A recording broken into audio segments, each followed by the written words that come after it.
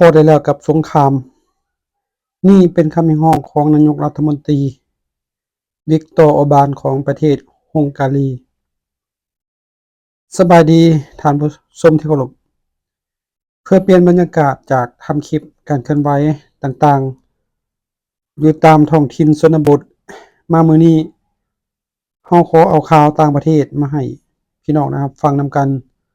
เพื่อได้หอมปากหอมคอกันเนาะพี่น้องกับหัวข้อที่ว่าพอได้แล้วกับสงครามนี่เป็นคำเรียกร้องของนายกรัฐมนตรีฮังการีเรียกร้องให้เจรจากับรัสเซียเพื่อหยุดแข็งก้าวได้แล้วก่อนที่ยุโรปจะแตกครึ่งวิกตอร์ ออร์บานนายกรัฐมนตรีของฮังการีผู้ได้สาญานามว่ามาโทจันแห่งแคมมารินจุดระเบิดกลางวงผู้นำของยุโรปอีกครั้งหลังขึ้นเวทีในกรุงบูดาเปสต์เมื่อวันที่17ตุลาที่ผ่านมาซัดตรงใส่สภายุโรปว่ากำลังปลุกไฟสงครามที่บ่มีวันจบพร้อมเรียกร้องให้ยุโรปเลิกยิงได้แล้วหันหน้าเจรจากับรัสเซียเพื่อคืนสันติภาพให้กับทวีปที่กำลังจะแตกแยกคำเว้าของออร์บานดังขึ้นเพียงวันเดียวหลังการประชุมสุดยอด EU ในรัสเซียเมื่อวันที่16ตุลาที่ผ่านมาซึ่งบรรดาผู้นำยุโรปยืนยันจะเทงบประมาณหลายกว่า 35,000 ล้านยูโรหรือราวๆ 1.3 ล้านบาทเพื่อหนุนยูเครนสู้กับรัสเซียต่อออร์บานกับประกาศขัดขวางทันทีพร้อมเน็บคำแห้งๆว่ายุโรปกำลังเดินผิดทางการเพิ่มอาวุธบ่แม่นคำตอบแต่มันคือการยืดสงครามที่ฆ่าคนไปแล้วตั้ง 500,000 กว่าคนสื่อ Politico และหลายๆสื่อรายงานว่านี่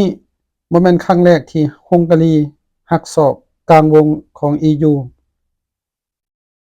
ออร์บานเคยชะลอความช่วยเหลืองบ 50,000 ล้านยูโรในปี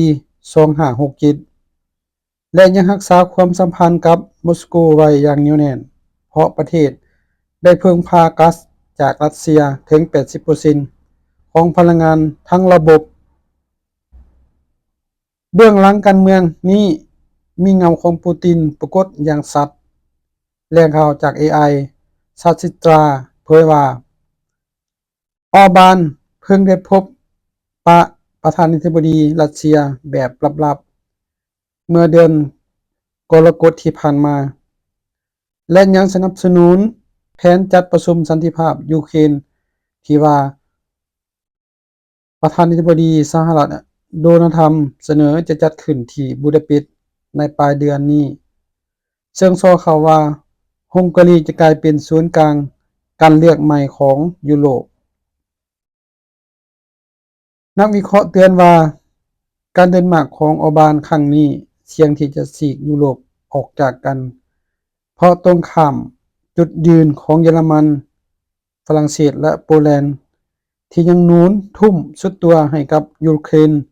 โดยเฉพาะเมื่อเศรษฐกิจ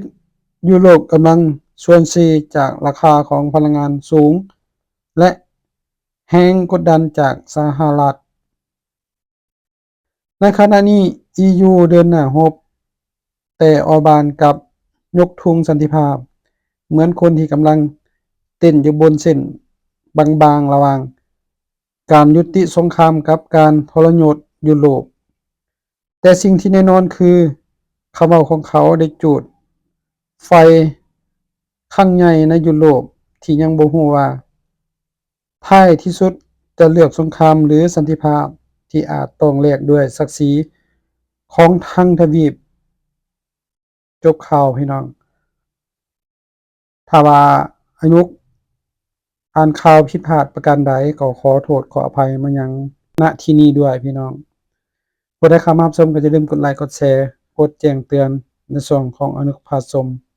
ขอขอบใจที่เข้ามารับชม